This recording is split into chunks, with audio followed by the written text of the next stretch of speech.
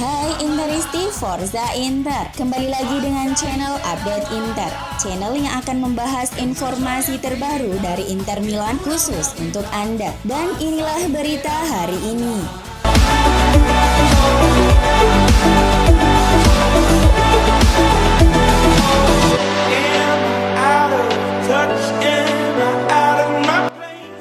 Inter berhasil mengalahkan Udinese di pekan ke-11 Serie A di Giuseppe Meazza Minggu malam waktu Indonesia Barat. Inter sempat kesulitan menjebol gawang Udinese di babak pertama sehingga skor kacamata terus terjaga. Tetapi di babak kedua, Nerazzurri dua kali menjebol gawang Udinese lewat aksi Joaquin Correa pada menit ke-60 dan 68. Hasil ini membuat Inter meraih 24 poin dari 11 laga dan nangkring di posisi 3 klasemen sementara Serie A 2021-2022. Sementara itu Udinese tertahan di peringkat ke-14. Di pertandingan Liga selanjutnya, Inter akan menghadapi pekan-pekan menantang. Inter mesti melakoni laga Derby della Madonnina di San Siro sebelum menjamu Napoli di Giuseppe Meazza usai jeda internasional. Duel-duel itu akan krusial dalam persaingan Serie A yang memungkinkan akan memengaruhi peluang Inter dalam mempertahankan titel musim ini. Akan tetapi Inter mesti terlebih dahulu fokus ke laga tandang melawan Sheriff di matchday 4 Liga Champions tengah pekan ini. Labinia Mata wajib menang demi terus menjaga peluang lolos ke babak 16 besar. Saat ini posisi Inter menempati peringkat ketiga klasemen grup dengan selisih 2 poin dari Sheriff dan Real Madrid. Itu akan menjadi laga-laga yang sangat penting, tapi yang pertama kami memiliki sebuah pertandingan Liga Champions yang lebih penting. Kami mesti memastikan kami memikirkannya satu persatu. Lugas pelatih Inter Milan Simone Inzaghi dilansir dari laman resmi klub.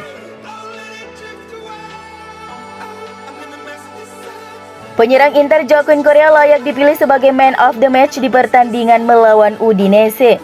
Di pertandingan ini Joaquin Correa bermain sejak menit pertama. Ia berduet dengan Edin Dzeko. Di babak pertama ia terlihat bermain biasa saja, kurang greget. Namun Correa kemudian bisa jadi sosok yang memecah kebuntuan gol Inter di babak kedua. Pertamanya ke gawang Udinese. Correa kemudian mencetak gol kedua dengan tendangan yang terarah. Sementara itu dengan 2 golnya tersebut, Correa menorehkan catatan yang cukup unik. Ia sekarang bisa disebut jago mencetak brace. Sebab di saat ia berhasil mencetak gol, ia selalu bisa mengemas brace. Hal tersebut terjadi 4 kali beruntun. 2 kali saat bersama Inter Milan dan 2 lainnya saat masih bersama Lazio. Sebelum lawan Udinese, ia mengemas brace bagi Inter melawan Hellas Verona. Ditarik ke belakang lagi, ia melakukannya saat Lazio berjumpa AC Milan dan Genoa. Situs HoScored memberikan Joaquin Correa rating paling tinggi dari semua pemain Inter Milan dan Udinese, yakni 8,45. Ia layak dipilih sebagai man of the match di laga ini. Selepas laga saat diwawancara oleh Inter TV, Tucu mengungkapkan kebahagiaannya usai memborong 2 gol kemenangan Inter. Sungguh istimewa bagi saya untuk bermain dan mencetak gol di stadion ini. Sesuatu yang selalu jadi impian saya. Melakukannya hari ini dengan disaksikan seluruh keluarga menjadikannya bahkan lebih istimewa lagi. Ujarnya seperti yang dilansir dari situs resmi klub. Saya menciptakan 2 gol penting, tapi saya bangga dengan penampilan kami sebagai sebuah tim. Kami tidak lengah sama sekali. Selain Correa, penampilan Barella juga layak mendapatkan pujian. Ia tak cuma menjadi motor serangan Inter, Barella juga merupakan sumber assist bagi Nerazzurri. Sejauh ini ia sudah mencatatkan 5 assist. Tak ada pemain lain yang mendekati jumlah tersebut. Barella terus mengembangkan permainannya. Ia mencoba menghadirkan ancaman lain bagi lawan dengan berusaha ikut menyumbangkan gol. Hal tersebut terlihat di laga lawan Udinese ini, khususnya di babak pertama. Ia mencatatkan 7 percobaan tembakan ke gawang lawan.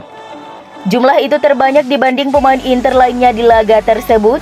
Ia bahkan jauh lebih agresif dibandingkan Hakan Çalhanoğlu yang sama sekali tak mencatatkan 1 percobaan tendangan sekalipun ke gawang Udinese. Barella tak diragukan lagi makin ciamik dari hari ke hari. Wajar jika Inter berusaha mati-matian mempertahankannya di Giuseppe Meazza. Mantan gelandang Juventus Emanuele Giacherini pada saat diwawancara DAZN memuji penampilan dan daya tahan Nicolo Barella. Barella semakin mengejutkan saya, bahkan seorang fans yang tidak pernah bermain bola pun tidak pernah mengkritiknya karena Barella selalu memberikan segalanya. Dia bisa bermain 2 pertandingan dalam sehari dan dia terus berlari. Dia juga berkembang dari segi teknis.